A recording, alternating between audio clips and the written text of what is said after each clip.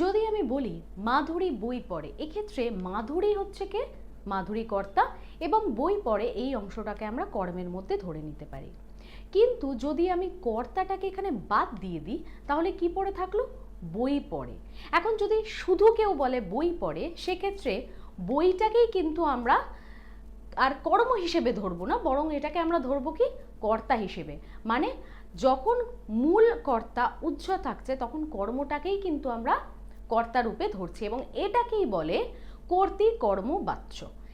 এবং সহজ ভাষায় বলতে গেলে কর্মটাই যেখানে কর্তা রূপে কাজ করে তাকেই আমরা বলি কর্তৃকর্ম বাচ্য। এবং মাধ্যমিক 2018 তোমাদের এই প্রশ্নটাই এসেছিল যে কর্ম কর্তৃবাচ্য কাকে বলে, এবং উদাহরণটা কি হবে না, যে বাচ্চে কর্তা অনুপস্থিত থাকে এবং কর্মই যেখানে কর্তা রূপে প্রতীয়মান হয় তাকেই বলে কিন্তু কর্ম কর্তৃবাচ্য। ঠিক আছে? তো সামনেই মাধ্যমিক 2025, তার প্রিপারেশন এবং সাজেশন নেওয়ার জন্য আমাদের চ্যানেলটিকে অবশ্যই সাবস্ক্রাইব করে নিন।